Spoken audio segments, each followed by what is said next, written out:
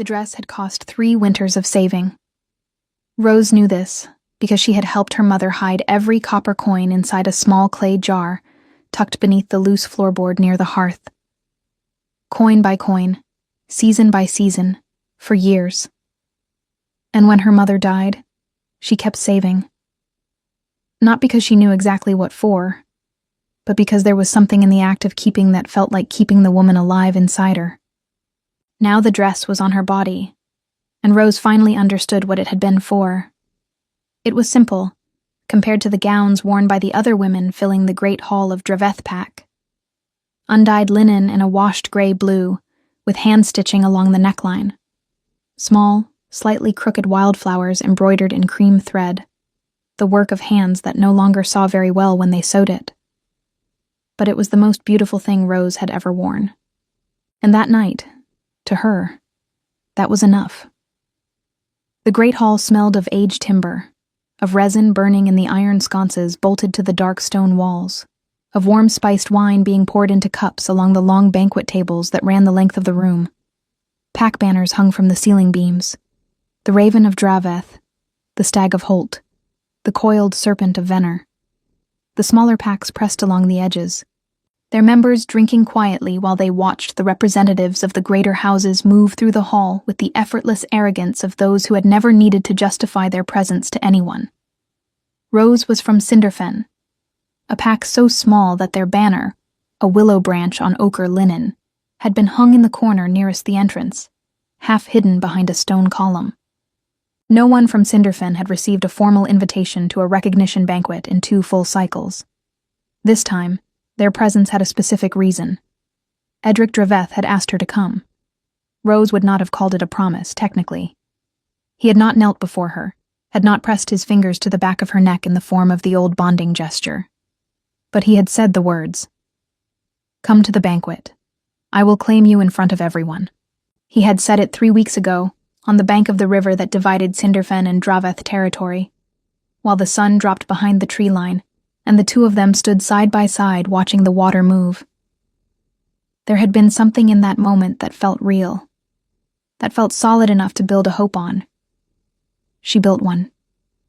Now, standing near the column that half hid her pack's banner, Rose watched Edric from across the hall. He was tall, broad-shouldered, with chestnut hair pulled back at the nape of his neck. As the son of Draveth's Alpha, he was being courted by 3 families that very evening. She could see it in the calculated smiles of the fathers, in the daughters positioned around him like pieces in an old game.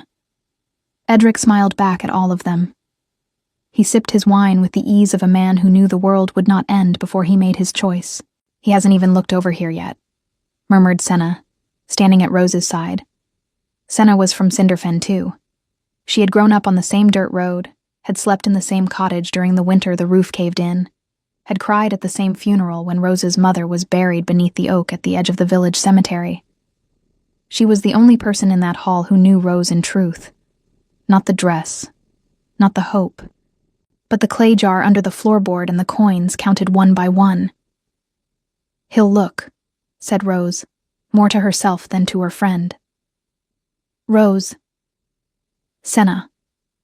The name was spoken firmly, but without sharpness. It was enough. Senna closed her mouth and turned to watch the center of the hall as well, where Draveth's Alpha had risen from the head chair and struck his metal cup against the table to call for silence. The moment of recognition had arrived. It was an old custom. At the recognition banquet, males could declare their choices before all attending packs. These were not permanent bonds. Those required longer rituals, exchanged blood, promises spoken beneath the moon. But it was the first step, the public declaration, the announcement that a real intention existed. Rose's heart did not race. It simply stopped. Edric rose from his seat. His gaze swept the hall. Rose straightened without meaning to, her shoulders adjusting on instinct, her chin lifting slightly. "Look at me." The thought moved through her like a wire pulled tight and about to snap. "Look at me, Edric." He looked, but not at Rose. "I declare interest in the daughter of Alpha Sorn, of Venner," he said. his voice projected to reach every corner of the hall. Mira Sorn, to be presented before the pack. The world did not fall apart. That was the cruelest part. The world continued exactly as it had been. The torches kept burning, the wine kept flowing, the conversations in the background continued in murmurs and laughter. A young woman with dark hair and a gown stitched with silver thread walked to the center of the hall wearing a smile that was not quite a smile, but a calculated victory. Her father applauded. Draveth's Alpha nodded with approval. And Edric, who had said, "Come to the banquet. I will claim you in front of everyone," looked at Mira Sorn with the eyes of a man who had made the choice that was convenient for his pack, for his name, for the alliance between Draveth and Venner that had likely been arranged long before any sunset by any river. Senna placed her hand on Rose's arm. Rose did not pull away, but she did not squeeze back either. She stood still, the gray-blue linen dress against her skin and the crooked flowers embroidered by the hands of a dead woman, and breathed in once, then again, until the burning behind her eyes receded just enough for her to think clearly. Not here, not in front of them. "I'm going to leave," she said, her voice low and completely steady. "Rose, you don't have to. I want to leave while I can still walk straight." She released the air slowly. "Will you walk with me to the door?" They moved along the edge of the hall. Rose kept her pace even, her face neutral, her eyes fixed on the heavy wooden door at the far end. No one paid attention. She was from Cinder Fen. Invisible before, invisible now. At least that much had remained constant. She was perhaps 10 steps from the door when it opened. Not the way servants opened doors. Not the careful, quiet push of someone entering without wanting to disturb. The door swung open with the weight of a man accustomed to entering anywhere, as though the space had been built to receive him. A rush of cold night air swept into the hall, carrying the smell of pine, of dark forest, of wet earth and something else. Something Rose felt before she saw it. A scent her mind could not name, but her wolf recognized immediately as power. 3 men walked in. The first was broad across the shoulders, and wore a slightly crooked grin. The expression of someone who had just heard the punchline of a story the rest of the room hadn't caught yet. The second was leaner, with amber eyes that swept the hall at the precise speed of someone conducting an assessment while pretending not to. The third, the one who entered last and stood slightly behind the other 2, was not smiling. Theron.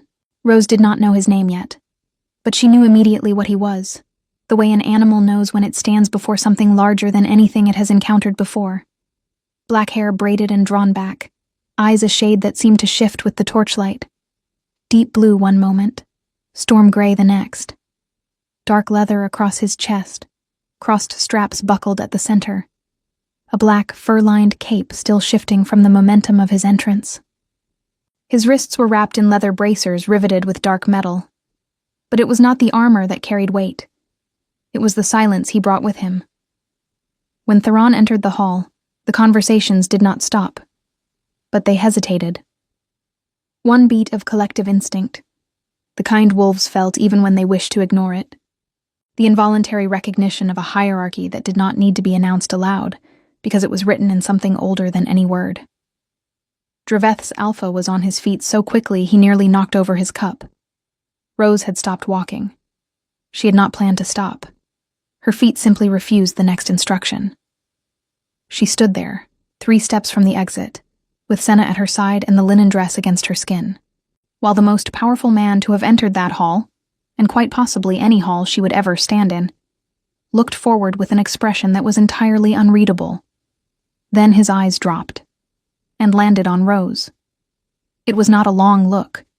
It lasted less than the span of a single breath.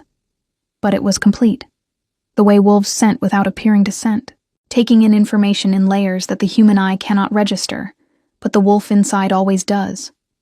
Her smell, her posture, the plain dress, the expression she had carefully constructed over the last 5 minutes to keep everything sealed inside. He saw through all of it. Rose did not know what he saw, but she felt, with a certainty that had no explanation, that she had been truly seen. perhaps for the first time in that hall. Perhaps for the first time in longer than she could name. And exactly when she gathered herself to take the final 3 steps to the door and disappear into the cold dark outside, where she could finally let the burning in her eyes become whatever it needed to become, without a single soul from Dravethpak as witness. The man with the storm-gray eyes turned slightly toward the broad-shouldered companion beside him, and said something too low to be heard across the room.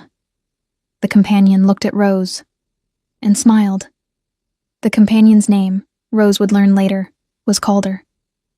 But in that moment, all she knew was that he was walking toward her, directly, without hesitation, cutting a path through the edge of the hall, with the kind of unhurried confidence that suggested he had never once in his life worried about whether his approach would be welcome. He was large the way a draft horse was large, not elegant, but undeniably present, and the grin he wore had not faded since the door opened. The amber-eyed one followed 2 steps behind, hands loosely clasped at his back, studying the room with the patient expression of a man cataloging everything he observed for future reference. Senna made a small sound beside Rose. Not quite a word.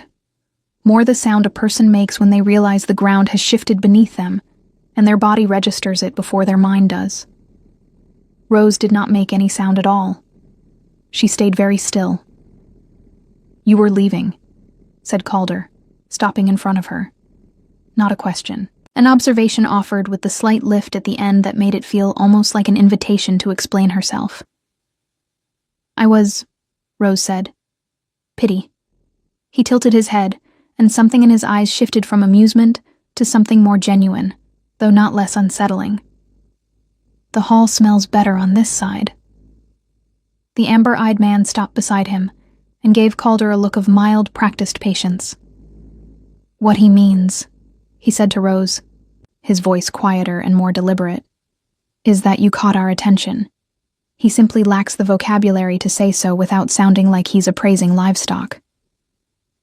"I have excellent vocabulary," Calder said, unbothered. "You use the word pity. Strategically." Rose looked between them. She had the distinct feeling that this exchange had happened many times before, in many halls, and that neither of them found it particularly tiring. She also had the feeling, sharper now, more pressing, that whatever was happening was not the kind of thing that happened to women from Cinderfen at recognition banquets. Women from Cinderfen were not approached by anyone on the side of the room closer to the door. They were not spoken to at all, most of the time, unless someone needed the wine refilled. "I don't know who you are," she said, because it was true, and because she had always found that leading with truth was more efficient than pretending to knowledge she didn't have. The amber-eyed man seemed to appreciate that. Something in his expression settled into a kind of respect that was still calculating, but no longer concealed. "Fen," he said, touching his own chest briefly. "And this is Calder. We ride with the king's company." The words landed quietly, but their weight was not quiet at all. Rose kept her face still. She was getting better at that. "The Alpha King," she said. "The same." She did not look toward the place where Theron had last stood. She could feel him there, the way you feel a fire without turning toward it. A warmth that was not entirely comfortable, that your skin registered before your mind gave it permission. She kept her eyes on Fen. "Then I imagine you have better things to do than speak to an Omega from a pack without a seat at the main tables," she said. Calder made a sound that was somewhere between a laugh and an exhale. "She's direct," he said, to no one specifically. "I noticed," said Fen, and then to Rose. "That's not an insult, by the way. Direct is rare in a room like this. Most of what we've heard tonight has been dressed up in so many layers of courtesy, it stopped meaning anything 3 sentences in." Senna had gone very quiet beside Rose.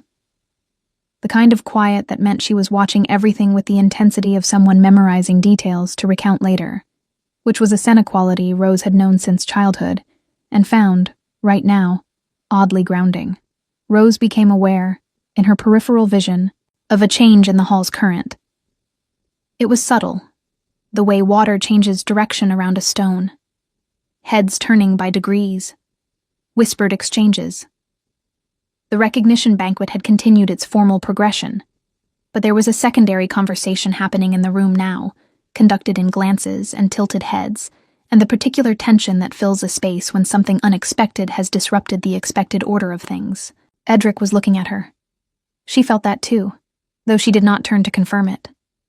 There was a quality to his attention, something tighter than curiosity, something that had not been there an hour ago, when she had been simply invisible to him.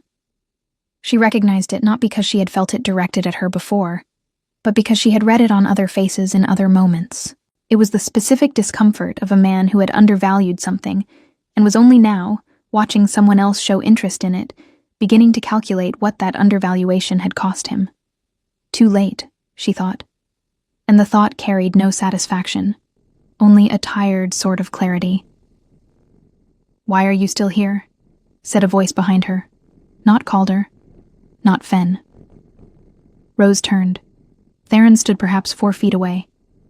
He had moved without sound, which should not have been possible for a man of his size, but apparently was, because she had not heard a single footstep. Up close, the detail she noticed first was the scar. A thin, pale line that ran from the outer corner of his left eye toward his jaw, old enough to have faded to silver, the kind of mark left by something with claws rather than a blade. His eyes were darker than she had expected from across the room. Not blue, exactly. The color of a sky 2 minutes before a storm decides what it will do. He was not looking at Calder or Fen. He was looking at her. "I beg your pardon," she said. "You were walking toward the door," he said. His voice was low, unhurried, with the economy of someone who had long ago decided that every word should earn its place before being spoken. "You stopped. I'm asking why." Rose held his gaze for a moment that felt longer than it was. "You walked in," she said, because again, it was simply true. Something shifted in his expression. Not a smile. It didn't reach that. But a slight change in the set of his jaw, as though something she said had landed in a place he had not fully expected it to reach. "Calder," he said, without looking away from Rose. Said Calder behind her. What did she smell like, from the door? A pause. Rose felt a rise of heat in her face that she refused to let show on it. "Cedar," said Calder, and his voice had lost the easy amusement from before, replaced by something more considered. "And something older, something I can't name exactly." "Neither could I," said Theron. And now he did look away. Briefly, toward the center of the hall, where the recognition ceremony was wrapping to its close, where Edric stood accepting congratulations, beside Mira Sorn and her silver-threaded gown. His expression when he looked at that scene was not contemptuous. It was simply absent of any warmth whatsoever, in the way that a stone wall is absent of warmth. Not because it dislikes you, but because warmth was never part of its composition. He looked back at Rose. "You're from Cinderfen," he said. "Yes. You came here tonight expecting to be claimed. It was not phrased cruelly. It was phrased the way a man states a coordinate on a map, locating something precisely because precision is useful. But the words still had weight, and Rose felt them land against her chest. "I came because I was invited," she said carefully. "The expectation was perhaps something I built on my own." "The man who invited you," Theron said, with a slight tilt of his head toward the center of the hall, "is an idiot." The word was so plainly delivered, so utterly without performance, that Rose almost laughed. She caught it in time, but the corner of her mouth moved without her full permission. "He made a practical choice," she said. "A practical choice suggests he weighed the options accurately." Theron's gaze was steady, direct, and not unkind, though it was not soft either. It was the look of someone telling you a factual thing, not trying to comfort you with it. He didn't, which makes him an idiot. Senna made the small sound again, beside Rose. Rose did not look at her. The hall was growing warmer with bodies and wine and the noise of the banquet resuming its social current after the formalities. Someone near the hearth had begun to play a stringed instrument, a low, wandering melody that moved beneath the conversation like water under ice. The smell of roasting meat drifted from the kitchens beyond the far wall. Rose became aware, with a clarity that felt almost cold, of her situation in its most stripped-down form. The recognition was over. She had not been claimed. She had no alliance to bring back to Cinderfen, no bond to negotiate. No reason to remain in this hall except the fact that leaving now would mean walking back through the dark toward a pack that was already poor, already small, already quietly struggling through each winter, with less than the winter before. Her mother's clay jar was empty. The dress she wore was the sum total of everything she had built toward this night, and she was standing, somehow, in conversation with the Alpha King. "I have a question," she said. Theron waited. He seemed very good at waiting. "Your lands," she said. "The king's territory. Does it include farmland? Working land?" Calder went still behind her. Even Fen, who had been watching the hall with his usual air of cataloging everything, turned back to look at her directly. Theron's expression did not change.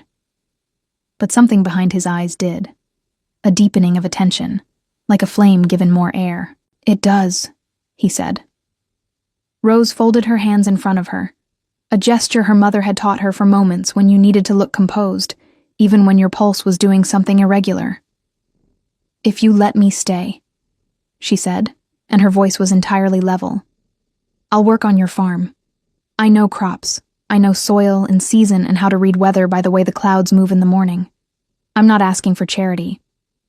I'm offering labor in exchange for ground to stand on." The silence that followed was not empty.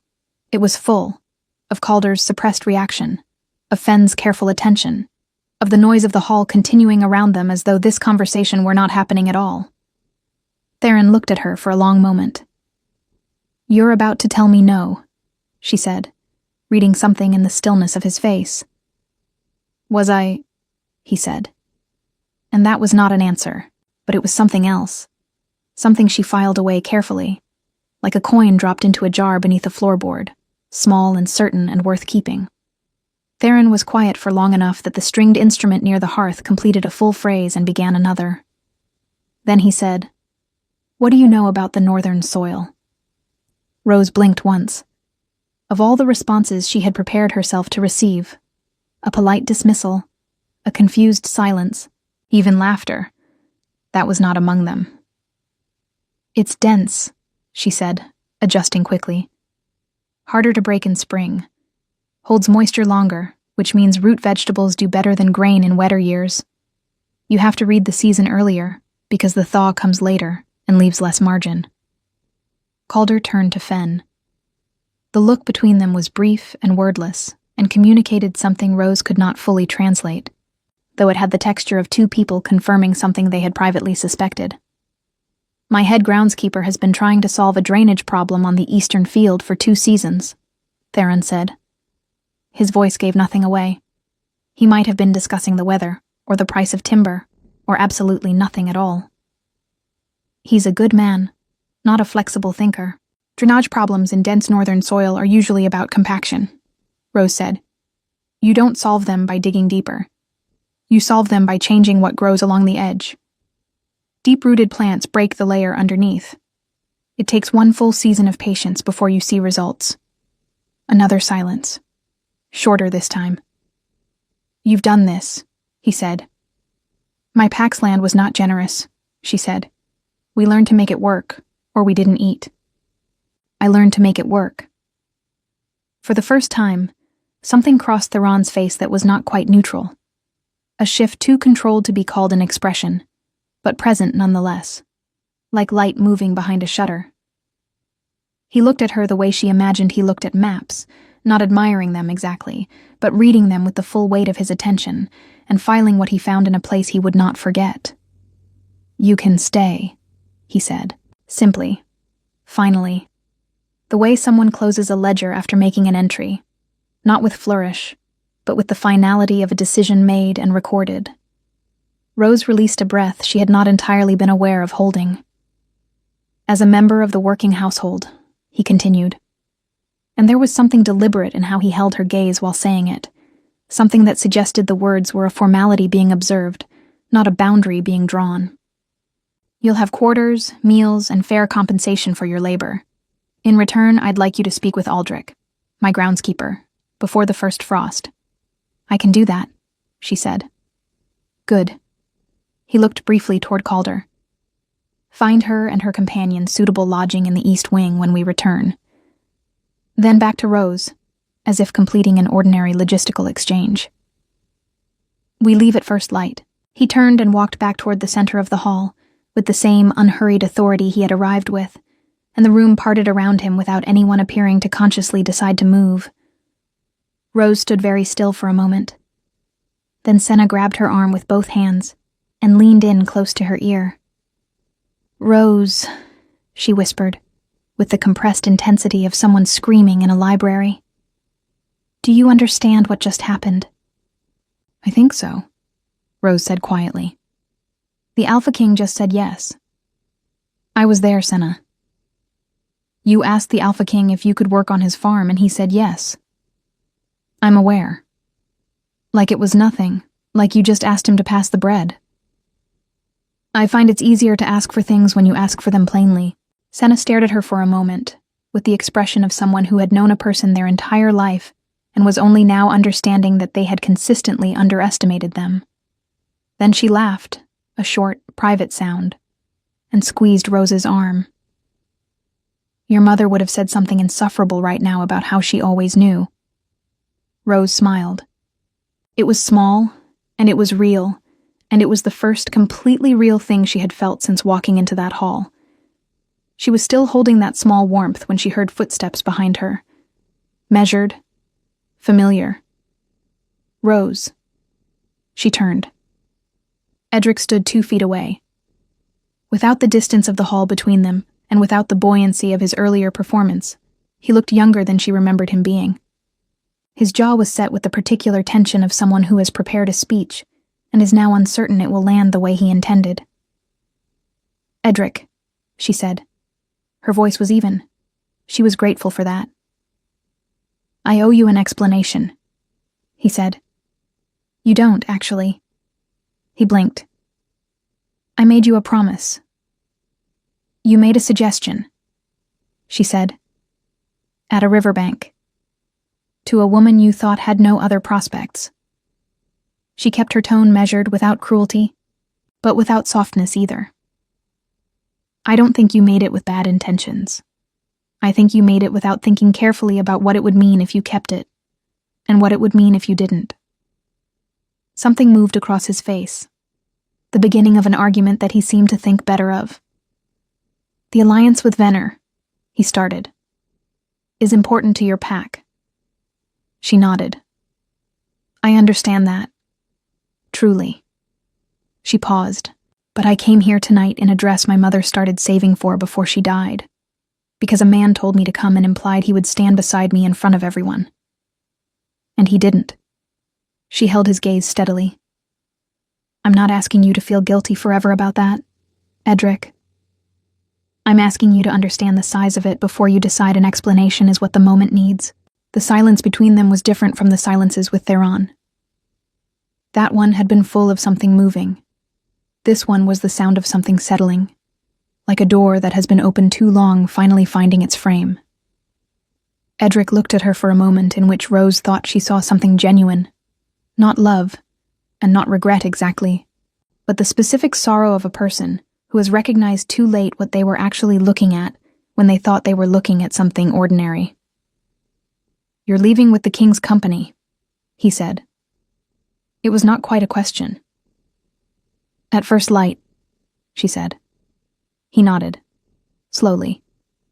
The calculated ease he had worn all evening was entirely gone now, and what remained was simply a man who had made the convenient choice and was standing in the shadow of it. He turned without saying anything further and walked back toward the center of the hall.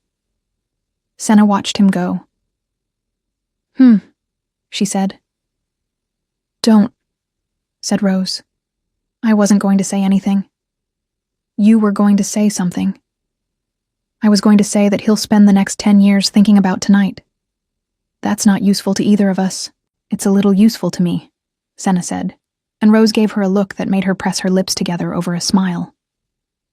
They were guided to the East Wing by a young man from Theron's company, barely older than 20, with red hair and the quiet efficiency of someone trained to complete tasks without requiring direction.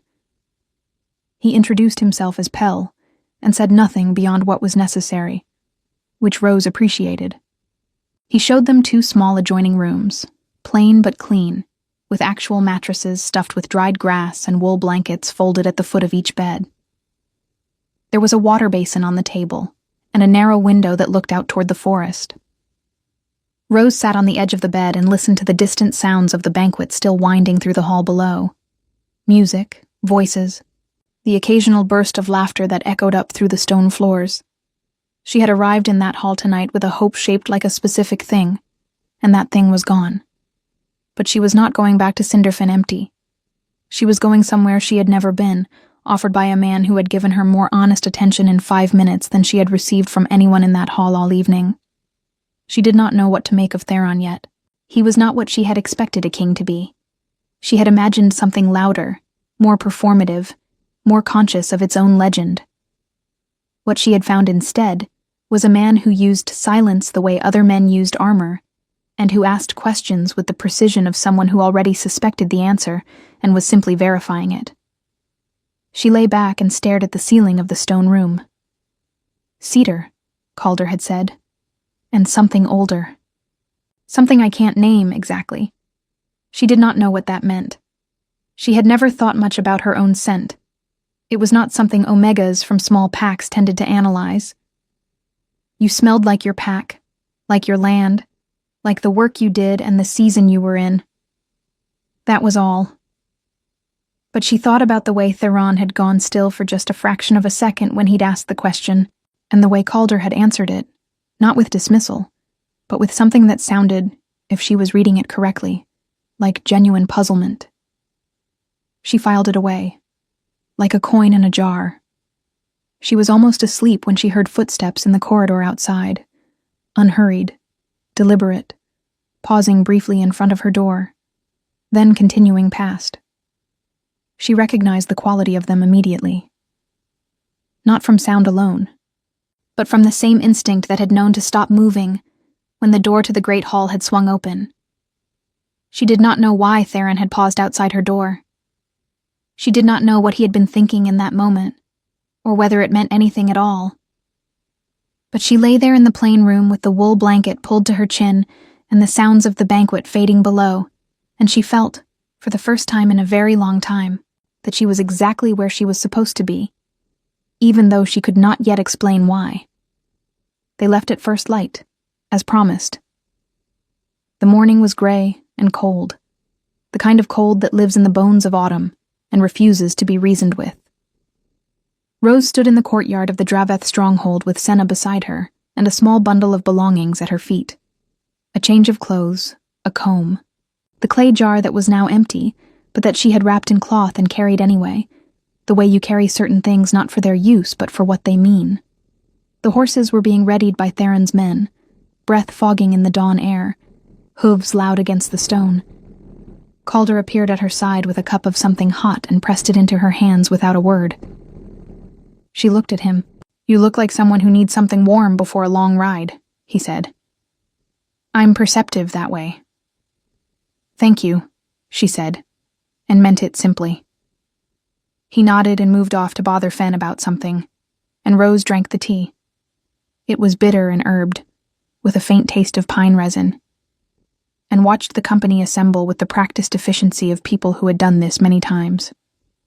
There were 12 riders in total, including Theron's personal guard, 4 silent men in dark leather who positioned themselves around him, not with obvious ceremony, but with a natural precision, like water finding its level. Theron himself stood near the lead horse, a large, dark animal, black as pitch with one white front foot, reviewing something on a folded piece of parchment with the focused attention he seemed to give everything. He had not looked up when Rose came into the courtyard. He did not look up now. Pell materialized beside her and showed her to a brown mare with a calm eye and a patient mouth. Rose mounted without assistance, adjusting the stirrups herself. Senna was helped up by one of the younger guards, who turned very red afterward and found something urgent to attend to on the other side of the courtyard. Senna pretended not to notice with the gracious expertise of someone who had been making other people comfortable her entire life. They rode north. The road out of Draveth territory moved through dense forest, silver birch and old oak pressing close on either side, the canopy still thick enough to filter the morning light into pale, moving columns that crossed the road ahead of them. The smell of wet leaves and dark soil rose up from the ground with every hoofbeat. Rose breathed it in and felt something in her chest begin to ease, the way a clenched hand slowly opens when the reason for the tension has passed. Calder rode up beside her after the first hour. "How are you finding it?" he asked. "The ride?" "All of it. Last night. This morning." He gestured loosely at the road ahead, the trees, the company, the general improbability of her situation. "Any of it." Rose considered the question seriously, because it seemed to deserve that. "It's a great deal to take in," she said at last. "That's a very measured answer. I'm a very measured person." He rode in silence for a moment. "You held yourself well last night, with Draveth's son." "I didn't hold myself any particular way. I just said what was true." "Most people don't," he said, with a matter-of-factness that suggested he had observed this extensively, and arrived at the conclusion without much bitterness. "They dress things up, manage the surface, especially in rooms like that one, with banners on the walls and alphas measuring each other by the cut of their cloaks." He paused. Theron noticed. Rose kept her eyes on the road. "He notices a great deal," she said carefully. "He notices everything," Calder said. "He just doesn't comment on most of it. You'll learn the difference between his silences after a while.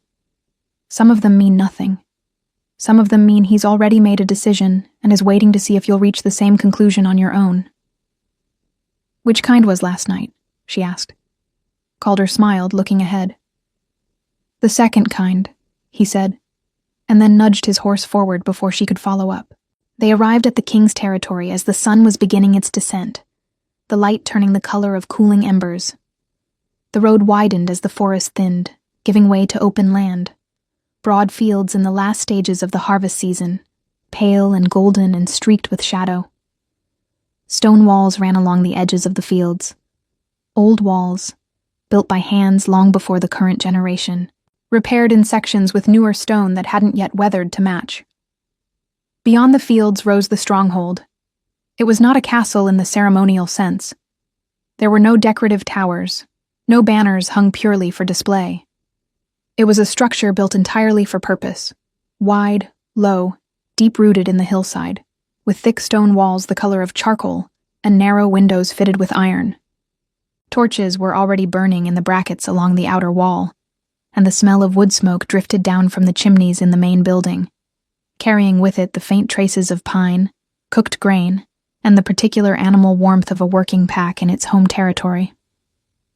Rose felt something when they passed through the gate, a recognition that had nothing to do with logic, the kind that lives below words, in the part of you that is still entirely wolf. This place was old, and it knew her scent.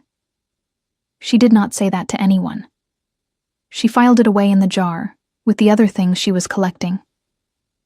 She met Aldrich the following morning. He was older than she expected, a compact man in his late 50s, with a weathered face that had the topography of someone who had spent most of his life outdoors reading sky and soil.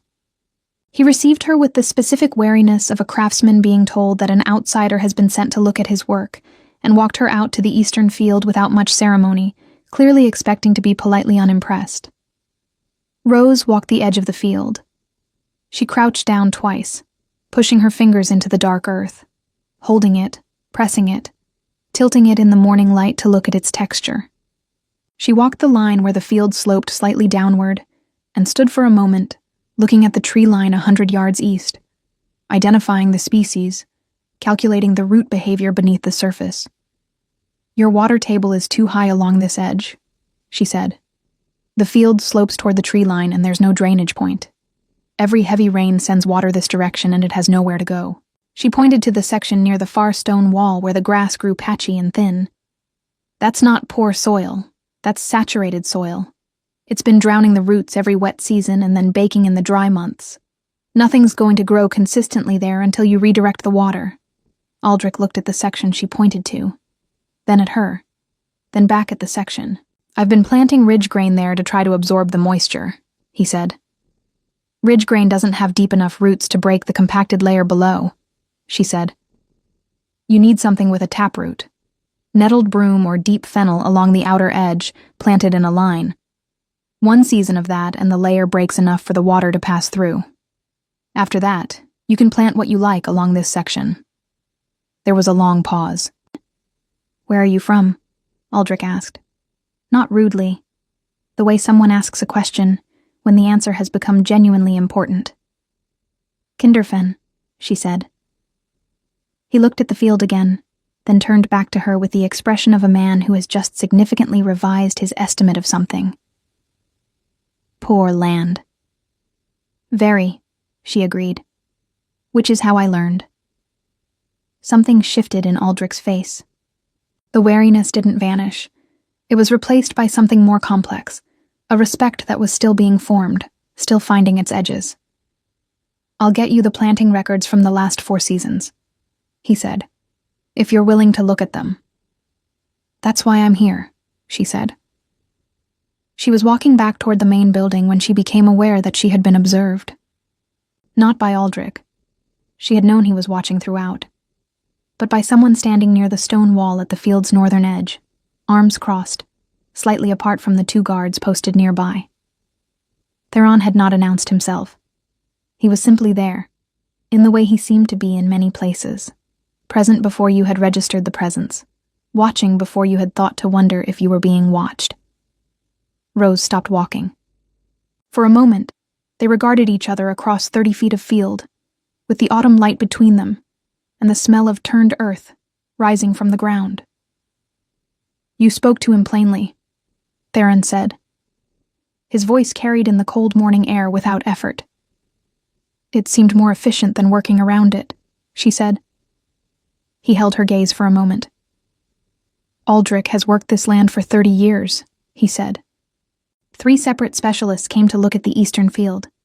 They all recommended digging deeper drainage channels." A pause. "We dug them. The problem persisted. Because the problem wasn't depth," she said. "It was compaction." "Yes," he said, simply. And then, "Come to the study tonight. There are maps of the northern sections I'd like your opinion on." He turned and walked back toward the stronghold before she could answer, which seemed to settle the matter to his satisfaction. Fen appeared at her shoulder from nowhere in particular. "That," he said, in a tone of gentle significance, "is not something he says to the working household." Rose watched Theron's retreating figure. "What does he say to the working household?" "Usually nothing directly. He speaks to Aldrich. Aldrich speaks to the staff." Fen paused, appearing to choose his next words with his usual care. "He came out this morning to watch you, not the field." Rose absorbed that. She looked down at her hands. Earth still caught in the lines of her palms, under the edges of her nails. The hands of someone who had always worked, who had learned the language of soil because it was the only language available to her. "Fen," she said quietly, "the night we arrived.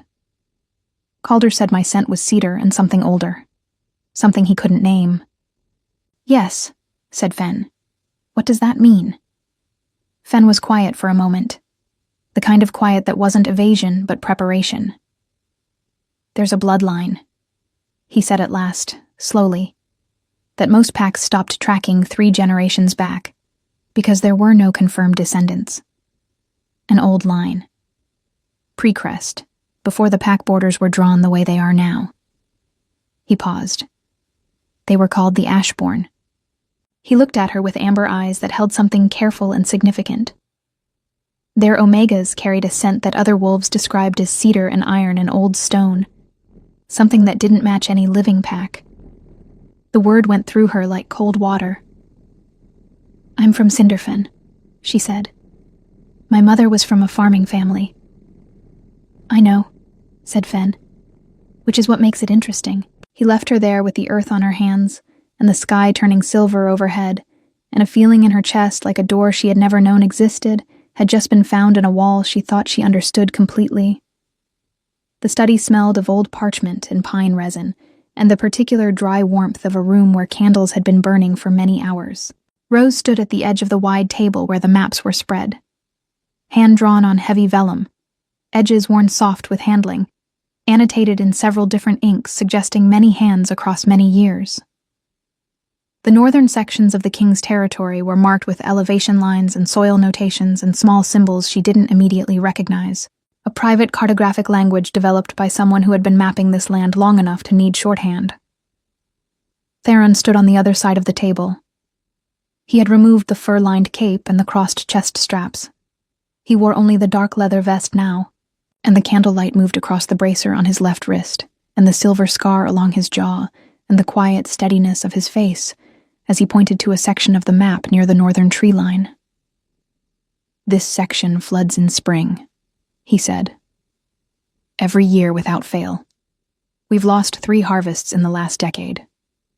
Rose leaned forward to study the elevation markings. "The meltwater comes from the ridge," she said, tracing the contour lines with one finger without touching the vellum. "This whole section sits in a natural bowl. The water has nowhere to go, because the ground on the eastern side is too dense to absorb it, and the western side rises." "Yes. You need a runoff channel here," she pointed, "but not dug down. Cut laterally along this slope, and let the water move west instead of pooling. The western rise is gentler than it looks on the map. The water would follow it naturally if given a path." Theron was quiet for a moment, studying where her finger had traced. Then he said, "Aldrich has been talking about the eastern field all evening." "He's a good listener," she said. "Once he decided I wasn't going to waste his time." "It takes him a while to decide that." "It took him about 10 minutes, she said. Something crossed Theron's face. Brief, warm, gone before she could fully name it. "He told me 20, he said." She looked up from the map. They were closer together than she had registered, the width of the table between them, but the candlelight making the space feel smaller, more particular. "Fen told me about the Ashbourne," she said. She had decided on the walk up to the study that she would say it directly, because that was the only way she knew how to say things that mattered. "He said you'd been thinking about it." "Since the door," Theron said. No hesitation.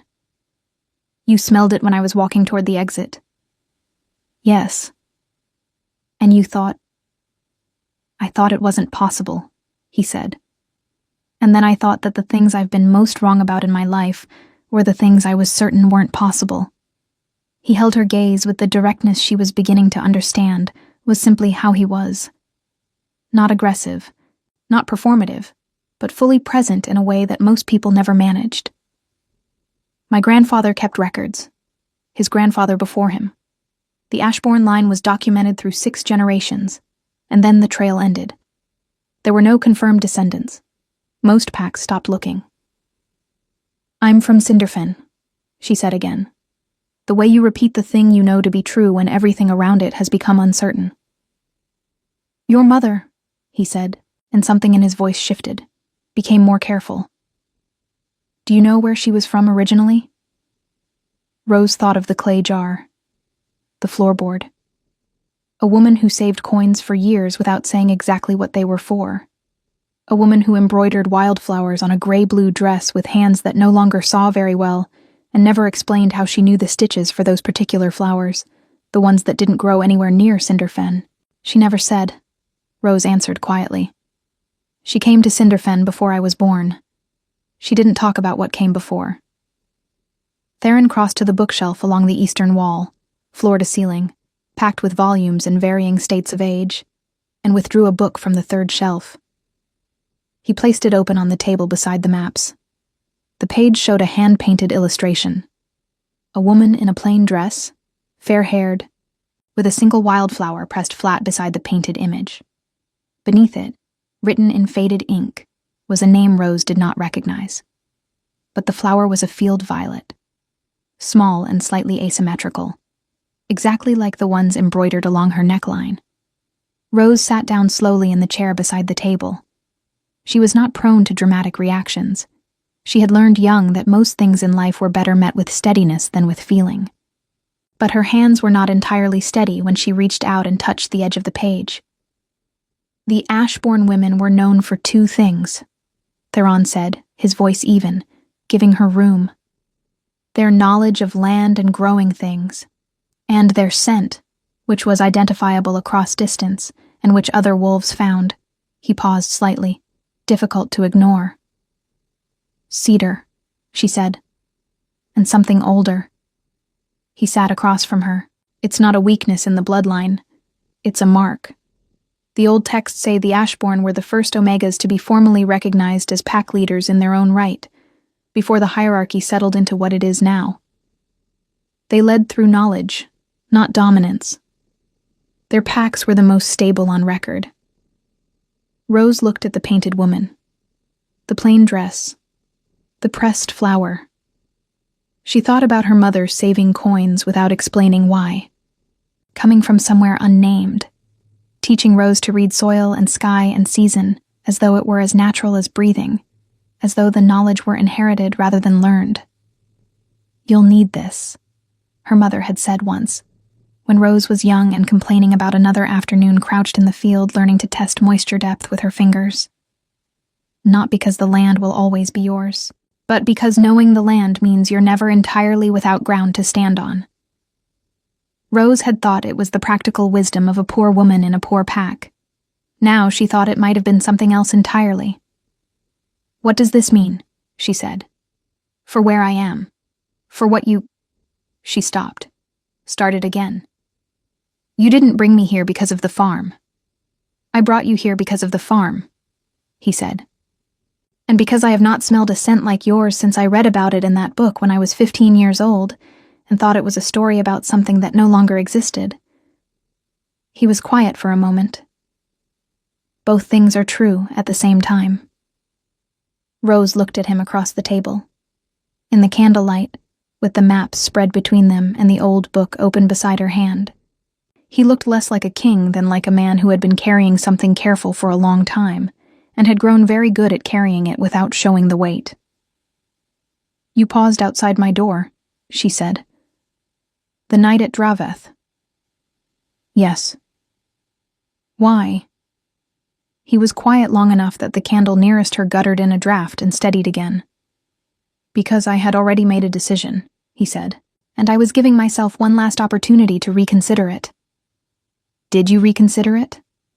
No, he said. And that was all. The winter came early that year, as northern winters do, not arriving so much as settling, the way an old animal finds its place by the fire and makes clear it intends to stay. The first frost came 2 weeks after Rose had directed the planting along the eastern field's edge, nettled broom in a careful line, tamped in by Aldrich's hands and hers together, the old man saying nothing beyond what was necessary, and communicating everything else in the way he had started handing her tools before she asked for them. By midwinter, the compacted layer below the eastern field had begun to shift. Aldrich found her in the courtyard one morning with the look of someone who had tested something and received the result he had quietly hoped for. You were right, he said. The broom was right, she said. I just knew to ask it. He nodded once, turned, and went back to his work. It was, she had come to understand, the highest form of acknowledgement he offered, and she received it as such. Senna did not return to Cinderfen. She had said, on the third day in the stronghold, that she didn't see a compelling reason to go back to a leaking roof and a pack that had never quite known what to do with her anyway, and that if Rose was staying, someone sensible ought to stay with her. She had, within a fortnight, organized the supply rotation for the main kitchen with an efficiency that left the housekeeper both grateful and slightly displaced. Pell, The red-haired young man who had shown them to their rooms that first night had taken to finding reasons to be near the kitchen at mealtimes, which Senna acknowledged with the same gracious expertise she applied to everything. The formal recognition happened on the last clear night before the heavy snows came, not in a grand hall, not in front of competing pack banners or calculating fathers or men who measured their choices and alliances. In the courtyard of the stronghold, under a sky so crowded with stars it looked structural, Theron stood before his company. Calder, Fen, Aldrich, Pell, the guards who had become faces Rose now knew by name, and spoke the words of the old acknowledgement. Not the modern version, not the abbreviated ceremony performed at recognition banquets. The old form. The Ashbourne form, as Fen had quietly told her when he showed her the passage in Theron's library 2 weeks before. He pressed his fingers to the back of her neck. The gesture that in the old language meant "I see you, I have chosen, I do not intend to unchoose," and said her name once. Rose. Simply, without decoration, in a voice that reached everyone in that courtyard and required no amplification, because it carried the full weight of a man who had never once in his life said something he did not mean. She pressed her hand flat against his chest in return, over the steady beat beneath the leather, the way the old text said the Omega responded when the recognition was accepted freely and without compulsion. Calder made a sound that he would later categorize as a dignified expression of approval. Fen said nothing, but when Rose glanced at him, his amber eyes held the particular warmth of someone who had known a thing was true for a long time, and was relieved to watch the world catch up to it. Aldrich stood with his hands behind his back, and his weather-worn face aimed somewhere in the middle distance, not at them, with the expression of a man feeling more than he intended to show. Senna cried quietly, and did not apologize for it. News traveled, as news does. By the time the snows deepened, the packs had heard. Not through announcement. Theron made no announcement. He did not need to. The Ashbourne bloodline, confirmed and alive, recognized by the Alpha King in the old form. That kind of information found its own way through the territories, moving from Alcatia to Alcatia on the tongues of riders and traders, and the particular underground current of wolf society that had always moved faster than any formal messenger. In Draveth, Edric heard it over dinner from his father, who had heard it from the Venner representative, who had heard it from someone who had been present at the Cinderfen Omega's formal recognition. Edric set down his cup and said nothing for a long moment. His new companion, Mira Sorn, with her silver-threaded gown and her strategic smile, looked at him from across the table with the sharp intuition of someone who understood she was watching her husband think about a door he had closed himself. He never mentioned Rose's name after that evening, but certain silences, Senna had once said, are louder than anything spoken, and Edric Draveth spent the rest of that winter in one of the loudest silences Rose had ever been told about secondhand. Spring came, as it always had, because the world was not changed by the events of one season, even when those events were significant. The eastern field drained cleanly for the first time in 4 years. Aldrich stood at its edge on the morning the meltwater moved through rather than pooled, his boots dark with good wet earth, and watched the water find the path it had been given with the satisfaction of a man who has waited a long time to see a thing done correctly. Rose stood beside him. The stronghold rose behind them in the early light. From one of the upper windows, she knew without looking, Theron would be at his table with his maps and his records, and the quiet industry of a man who led not by spectacle, but by consistent, careful attention to the things that actually mattered. She had the clay jar on the windowsill of their room now, still empty. She kept it there not because she needed to fill it, but because it was the right shape for what it had always been, a record of small certainties accumulated over time. Proof that the habit of keeping was its own form of faith in the future. She pressed her fingers into the dark northern soil and felt it give back. Rich and ready, the way good ground does when the thing that was blocking it has finally been cleared away.